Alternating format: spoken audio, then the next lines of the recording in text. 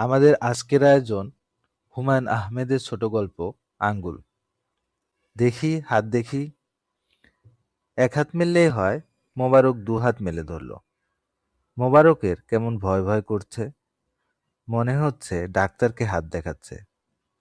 বামুনদের মতো বেটে যে ভদ্রলোক হাত দেখছেন তিনি কোনো ডাক্তার না, ফিল্মের ডাইরেক্টর।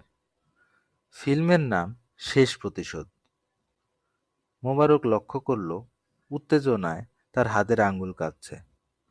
10টা আঙ্গুল কাঁপার কথা, তার কাঁপছে 7টা। কারণ ডান হাতের 5টা আঙ্গুলের মধ্যে 3টা তার নেই।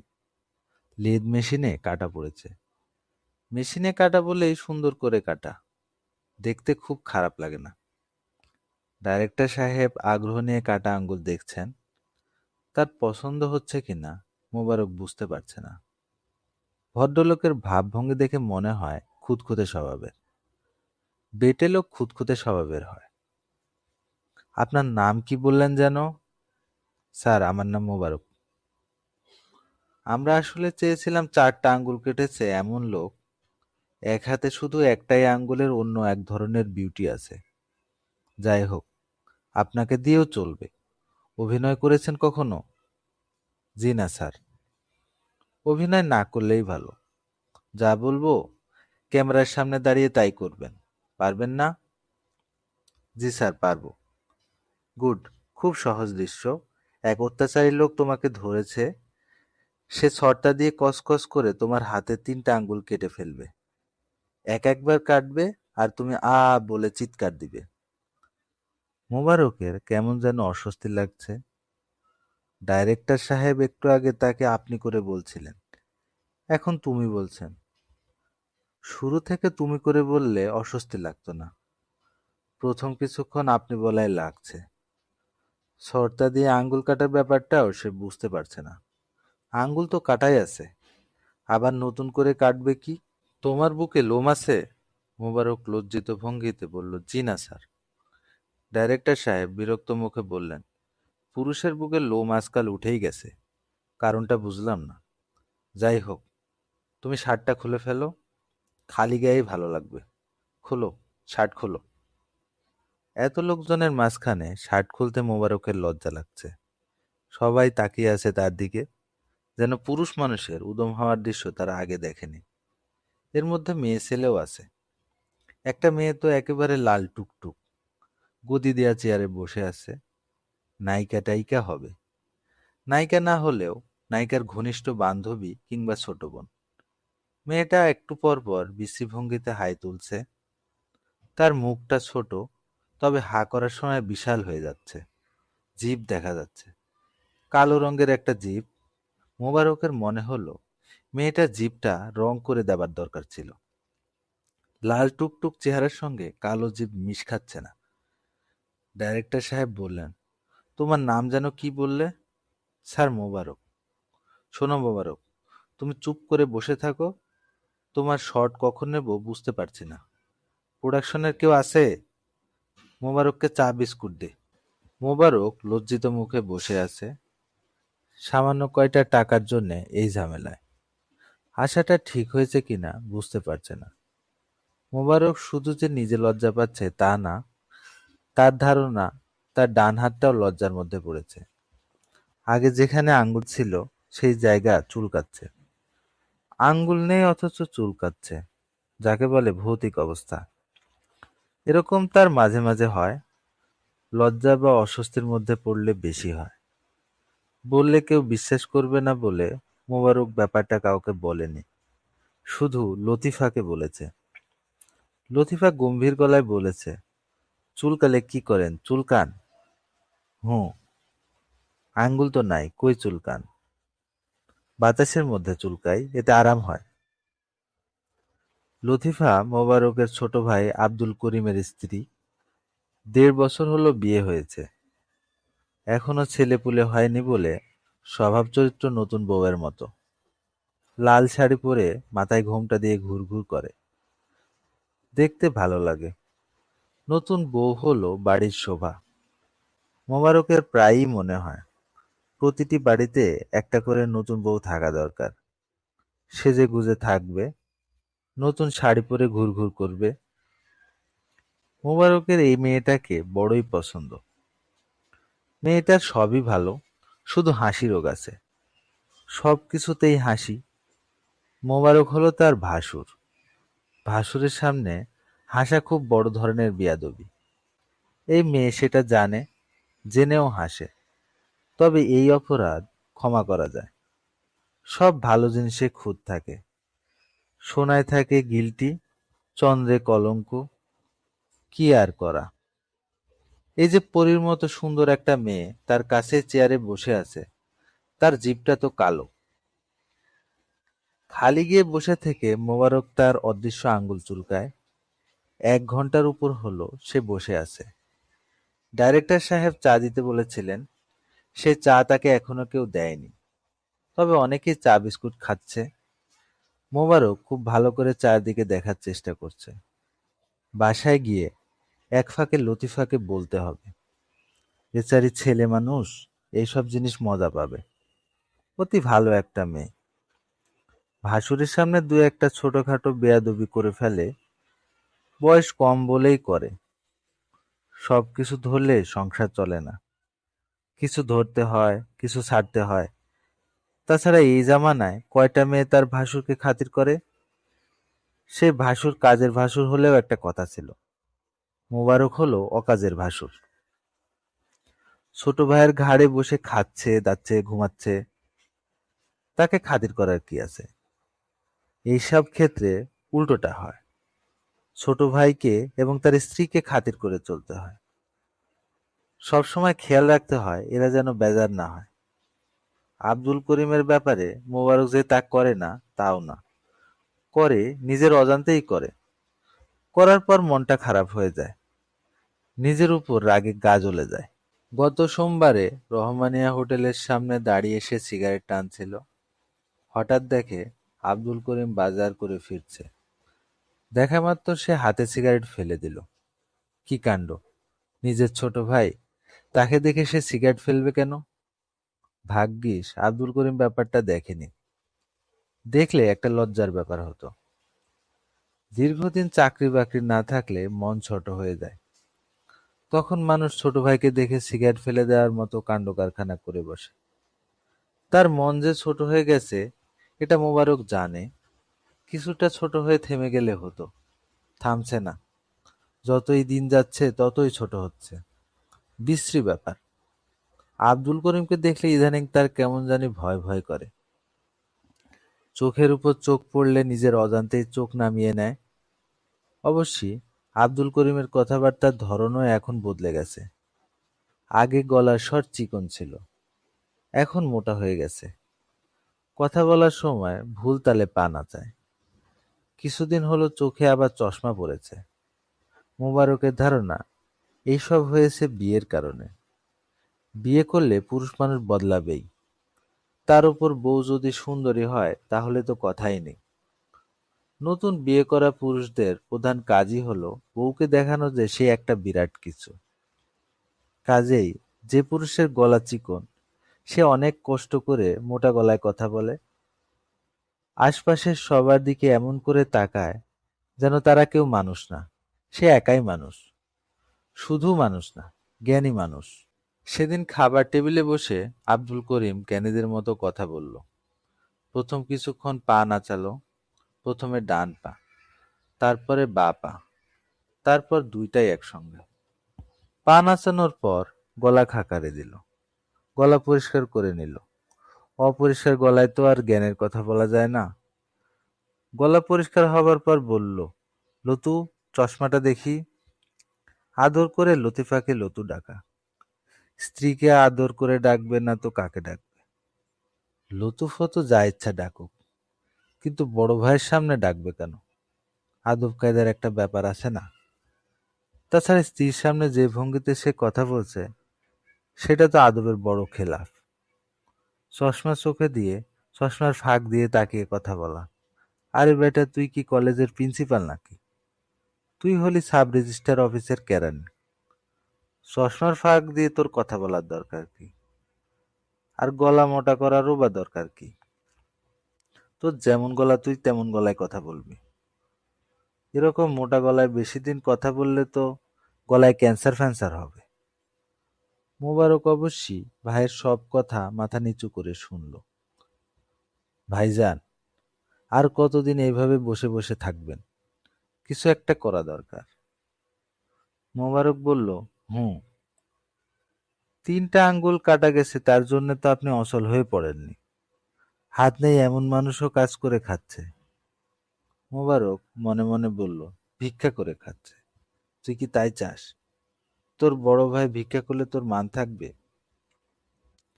বেঙ্গল টুলস যে আপনাকে 10,000 টাকা কম্পেনসেশন দিবে বলেছিল, তার কি হলো? সেই টাকাটা পেলেও তো একটা ব্যবসা ট্যাবসা শুরু করতে পারতেন। ওর টাকাটা কবে দেবে কিছু বলেছে? দিন তারিখ কিছু বলে নাই। দিবে তো নাকি দিবে না?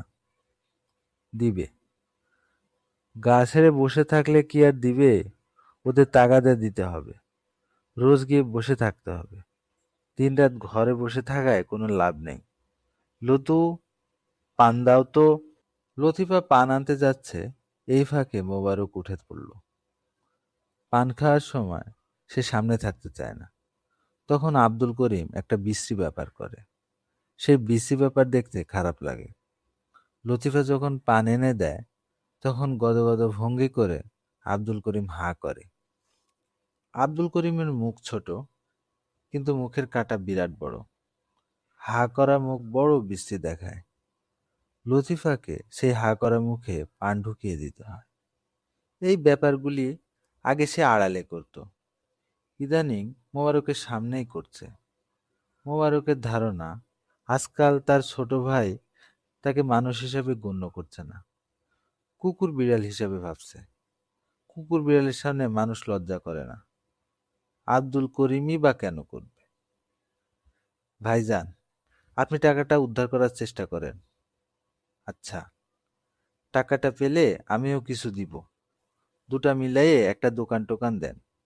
আপনার বয়সও তো কম হয় নাই, থিতি হয়ে ঘর সংসার করতে হবে না?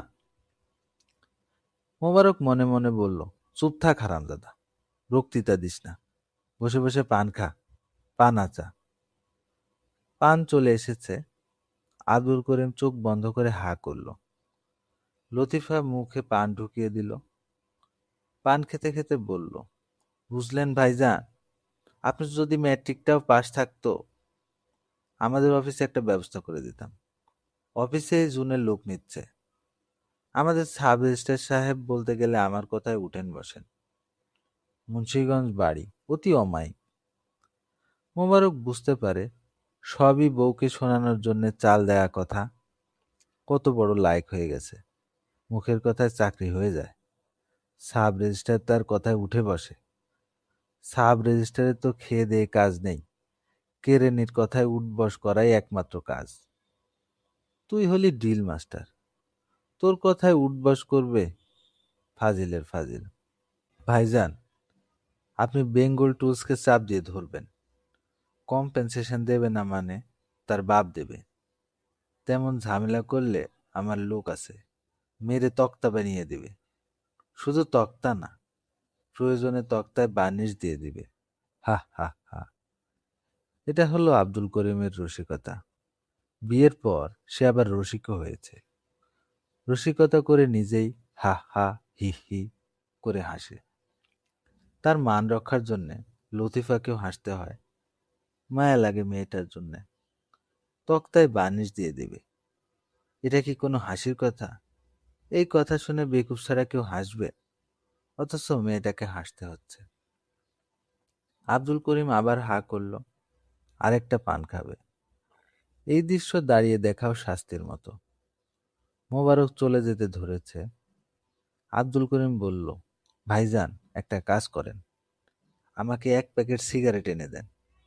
সিগারেট শেষ হয়ে গেছে। লুতু, টাকা এনে দাও। 50 টাকার একটা নোট দাও। 5-5 আনবেন। মোবারক জানে সংসারে কাঁচা পয়সা আসতে শুরু করেছে। কেরানি 5-5 সিগারেট খায় না। আব্দুল করিম ইদানিং খাচ্ছে। একটা ক্যাসেট প্লেয়ারও কেনা হয়েছে। নীল কাপড়ের ঢাকনি দিয়ে সেটা ঢাকা থাকে। অদ্ভুত অদ্ভুত সময়ে সেই ক্যাসেট প্লেয়ার বেজে ওঠে। কয়েকদিন আগে রাত ৩টার সময় ক্যাসেট প্লেয়ারে বেজে উঠল পায়েল বাজে ঝম ঝম ঝম। ছোট ভাইয়ের জন্য সিগারেট কিনতে দোকানে যাবার মধ্যে এক ধরনের অপমান আছে। মন ছোট হয়ে যায়, কিন্তু উপায় কি? মোবারক জানে সিগারেট কেনার মধ্যে অপমানের শেষ না, আরো খানিকটা বাকি আছে।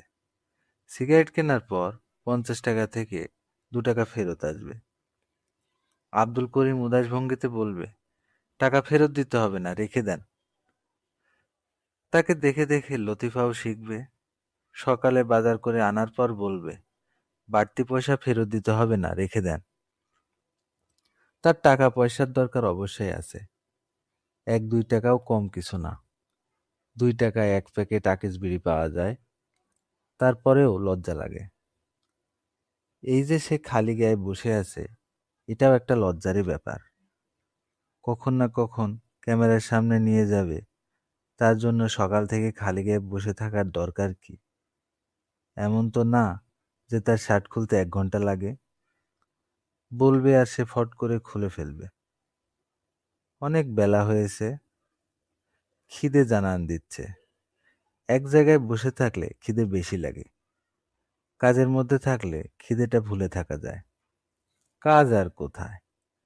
মোবারকের মনে হচ্ছে সিনেমা লাইনের একমাত্র কাজই হলো বসে থাকা। বেশিরভাগ মানুষই বসে আছে। পুতুলের মতো লাল টুকটুক মেয়েটাও তার মতোই সকাল থেকে চেয়ারে বসা। এরা মনে হয় এক ফাঁকে খেয়ে এসেছে। অনেকের মুখেই পান। পুতুল পুতুল মেয়েটাও পান খাচ্ছে। পান খাওয়ার জন্যে তার জিভটা কি লাল হবে? এক ফাঁকে দেখতে হবে। মেয়েটার নাম এখন মোবারক জানে।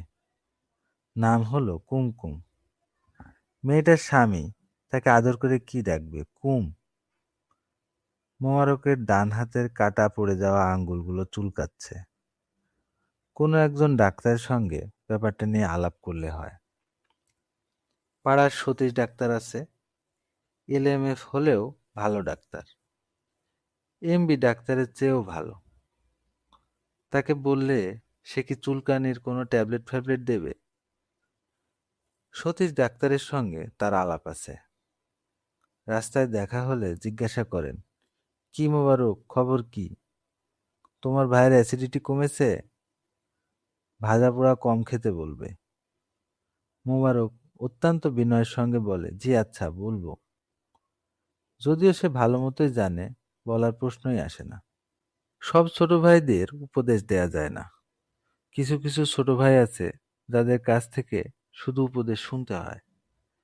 কিছু কিছু ছোট ভাই আছে যাদের তুমি করে বলতেও অস্বস্তি লাগে। মোবারক তো একবার আপনি বলেই ফেলেছিল, কি লজ্জার ব্যাপার। তবে আব্দুল করিম অন্যমনস্ক ছিল বলে বুঝতে পারেনি। হয়েছে কি, আব্দুল করিম ইউরিন টেস্ট করাবে। পেচ্ছাব ভর্তি শিশি মোবারকের হাতে দিয়ে বলল, সাবধানে নিয়ে যান, রাস্তায় যেন না ভাঙে। মোবারক ঘাড় কাত করে বলল, জি আচ্ছা। ছোট ভাইকে আপনি করে বলা লোকে শুনলে সিসি করবে। তবে দিনে দিনে অবস্থা যা দাঁড়াচ্ছে, তাতে মনে হয় খুব শিগগিরই সে আপনি বলা শুরু করবে। কেলেঙ্কারি কাণ্ড হবে। বাড়িঘর ছেড়ে চলে গেলে কেমন হয়? বিছানা বালিশ নিয়ে হাঁটা দেয়া, কিছু ব্যবস্থা কি আর হবে না? রেল স্টেশনে গিয়ে শুয়ে থাকা, সরকারি জায়গা, কারো কিছু বলার নেই। তবে লোক জানাজানি হবে, তাতে আব্দুল করিমেরই অপমান। নিজের ছোট ভাই, তার অপমান হতে দেওয়া যায় না। ভাই তেমন খারাপ কিছুও না, ৩ বছর ধরে তো তার ঘাড়ে বসেই খাচ্ছে, এখনো তো বাড়ি থেকে বের করে দেয়নি। দুজনের আলাদা সংসারের কত মজা। মোবারকের কারণে তাদের সেই মজা হচ্ছে না, ওদের দিকটাও তো দেখতে হবে। রাত ১০টার পর থেকে ক্ষুধায় মোবারকের চোখ অন্ধকার দেখতে লাগলো। তার মনে হচ্ছে গত কয়েক বছর এমন খিদে তার লাগেনি। খিদে চোটে মাথার ভেতর পর্যন্ত ভোঁ ভোঁ শব্দ হচ্ছে। তার পাশে রাখা সবুজ শার্টটাও কেউ লবণ মাখিয়ে দিলে সে সবজি মনে করে খেয়ে ফেলতে পারে এমন অবস্থা। লাল টুকটুক মেয়েটাও চলে গেছে। মোবারকের অংশটা কখন হবে সে বুঝতে পারছে না। ডাইরেক্টর সাহেব একবার কিছুক্ষণের জন্য তার সামনে দাঁড়িয়েছিলেন। সে ইচ্ছা করলে তাকে জিজ্ঞাসা করতে পারত, সাহসে কুলায়নি, কারণ তাকে দেখাচ্ছিল পাগলের মতো। তার নাকি প্রেশারের সমস্যা আছে। কিছুক্ষণ আগে মাথায় পানি ঢেলেছেন, চুল বেয়ে এখনো ফোঁটা ফোঁটা পানি পড়ছে, চোখ লাল। এরকম অবস্থায় কিছু জিজ্ঞেস করা যায় না। মোবারকের বাথরুম পেয়েছে। মনে হচ্ছে পেতলের বড় কলসিতে এক কলসি পানি পেটে জমা হয়েছে। জায়গা ছেড়ে যেতে সাহসে কুলাচ্ছে না। কখন তার ডাক পড়বে কিছু বলা তো যায় না। 1200 টাকা নগদানগদি পাওয়ার কথা। যে তাকে এনে দিয়েছে সে তাই বলেছে। 1200 টাকা পেলেও 200 টাকা তাকে কমিশন দিতে হবে। হাতে থাকবে 1000। সেটাও কম কি? একটা লোক সারাদিন মাটি কেটে পায় 60 টাকা, আর সে বলে একটা চিৎকার দিয়ে পাবে 1200 টাকা। বিশ্বাস হতে চায় না। তবে ফিল্মের সব ব্যাপারই তো অবিশ্বাস্য হতেও পারে। দেখা যাক। টাকাটা পেলে লতিফাকে একটা শাড়ি কিনে দিতে হবে। বিয়েতে কিছু দেয়নি, অথচ সে হলো বাসুর। 1000 খানেক টাকায় সোনার কিছু পেলে তাই দিত। শাড়ি তো আর থাকবে না, সোনাটা থাকবে। নিজের মেয়েদের গল্প করতে পারবে, এটা আমার ভাসুর দিয়েছেন। মেয়েরা এই জাতীয় গল্প করতে খুব পছন্দ করে। কোন গয়না কে দিয়েছে এটা তাদের 100 বছর পরও মনে থাকে। রাত 12:30টার সময় ডাইরেক্টর সাহেব তার কাছে এসে বললেন, কি যেন নাম তোমার? স্যার মোবারক। শোনো মোবারক, তোমার অংশটা আজ হচ্ছে না। কবে হবে স্যার? বলা যাচ্ছে না, নাও হতে পারে। বিগ স্ক্রিনে আঙ্গুল কাটাকাটি ভালো লাগবে না। যাই হোক, তুমি তোমার ঠিকানা রেখে যাও, প্রয়োজনে খবর দেব। প্রোডাকশনের কে আছে এখানে? মোবারককে রিক্সা ভাড়াটা দিয়ে দে। স্টুডিওর গেট থেকে বেরোতে বেরোতে 1টা বেজে গেল। টাউন সার্ভিস বন্ধ। হেঁটে বাসায় ফেরা ছাড়া উপায় নেই। রিক্সা ভাড়া পাওয়া যায়নি। যার দেবার কথা সে গম্ভীর মুখে বলেছে, সব বড় নোট, ভাঙতি নাই। আরেকদিন এসে রিক্সা ভাড়া নিয়ে যাবেন। মোবারকের পকেটে 2টা মাত্র টাকা। হাঁটা ছাড়া উপায় কি? প্রায় 4 মাইল পথ। বাসায় ফিরতে ফিরতে রাত 3টা। এত রাতে ঘুম ভাঙানো ঠিক হবে না। আব্দুল করিমের আবার ঘুমের অনেক নিয়ম কানুন আছে। একবার ঘুম ভাঙলে আর ঘুম আসে না। রাত 3টায় বাড়ি ফেরাটা সে কিভাবে নেবে সেটাও একটা কথা। রেল স্টেশনে রাতটা কাটিয়ে ভোরবেলা বাড়ি ফেরাই সবচেয়ে ভালো। কিন্তু খিদেটা অসম্ভব কষ্ট দিচ্ছে। বাসায় ফিরে 4টা ভাত না খেলেই না। লতিফা ঠান্ডা কড়কড়া ভাত দেবে না। ভাত তরকারি সব গরম করবে। লেবু থাকলে লেবু কেটে দেবে। একবার সে কাঁচামরিচ চেয়েছিল, ঘরে কাঁচামরিচ ছিল না। সে শুকনো মরিচ পুড়িয়ে তেল দিয়ে মেখে দিয়েছে। এটা কোনো মেয়ে করে না, লতিফা করে। তার জন্যে শাড়িটা কেনা গেল না। এটা একটা আফসোস। গেটের সামনে এসে মোবারক অবাক। বারান্দায় বাতি জ্বলছে। আব্দুল করিম বসে আছে বারান্দায়, তার পাশে লতিফা। মোবারককে দেখে আব্দুল করিম কিছু বলল না, উঠে ভেতরে চলে গেল। লতিফা বলল, আপনি কোথায় ছিলেন ভাইজান? সে চিন্তায় চিন্তায় অস্থির। দুশ্চিন্তা করলে তার হাঁপানির টান উঠে। আমি তো আর সেটা জানি না। রাত 1টা থেকে হাঁপানির টান উঠেছে। বারান্দায় বসে বড় বড় শ্বাস নিচ্ছে। আমি ভয়ে অস্থির। মোবারক লজ্জিত ভঙ্গিতে হাসল। লতিফা বলল, ভাত খেয়ে এসেছেন? না। হাত মুখ ধুয়ে আসেন, ভাত দেই। কোথায় ছিলেন বলেন তো? ভাত খাওয়ার সময় লতিফার সামনে থাকে, আজ নেই। না থাকলেই ভালো, আরাম করে খাওয়া যায়। অন্যের সামনে বিশ্রীভঙ্গিতে 2 আঙ্গুলের নলা করে ভাত মুখে তুলতে ভালো লাগে না। হাত ধোয়ার সময় লতিফা শুকনো মুখের সামনে দাঁড়ালো। ভাইজান, ওর হাঁপানির টানটা তো কমছে না, কেমন কেমন করে যেন শ্বাস নিচ্ছে। আমার তো খুব ভয় লাগছে, আপনি একটু এসে দেখে যান। আসতেছি, তুমি কোনো চিন্তা করবে না, ওর এটা পুরানো অসুখ। ছোটবেলায় কত হয়েছে। একবার হলো কি, স্কুলের কিছু দুষ্ট ছেলে আমাকে ধরে খুব মার দিল, নাক দিয়ে রক্ত টক্ত বের হয়ে বিশ্রী অবস্থা। তাই দেখে করিমের হাঁপানির টান উঠে গেল। এখন তখন অবস্থা, তাকে নিয়ে গেলাম সদর হাসপাতালে। চিন্তা করো অবস্থা। ভাই ভাইয়ের রক্তের বন্ধন তো, এই কারণে এরকম হয়। আব্দুল করিমের অবস্থা আসলেই খারাপ, শো শো শব্দ করে শ্বাস নিচ্ছে। মোবারককে দেখে সে চি চি করে ডাকলো, ভাইজান। মোবারক বলল, কথা বলিস না, চুপ করে শুয়ে থাক, আমি সতীশ ডাক্তারকে নিয়ে আসি। অনেকদিন পর ভাইকে তুই বলল। তুই বলতে গিয়ে তার গলা ব্যথা করতে লাগলো। রাস্তাঘাট ফাঁকা, ফাঁকা রাস্তায় মোবারক এগুচ্ছে। তার কাটা আঙ্গুলের চুলকানিটা এখন নেই। সতীশ ডাক্তারের সঙ্গে ব্যাপারটা নিয়ে আলাপ করতে হয়। বড়ই রহস্যময় ব্যাপার, জগৎটাই রহস্যময়। এই অঞ্চলের সবকটা স্ট্রিট লাইট নষ্ট। শেষ রাতের চাঁদের আলোয় চারদিকে আবছা আবছা দেখাচ্ছে। কলঙ্ক ভরা চাঁদের আলো এত সুন্দর কেন?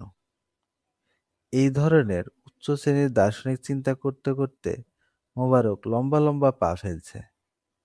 দার্শনিক চিন্তার কারণে বোধহয় তার চোখ একটু পর পর জলে ভিজে যাচ্ছে। আপনারা এতক্ষণ শুনছিলেন হুমায়ূন আহমেদের ছোট গল্প আঙ্গুল। ধন্যবাদ।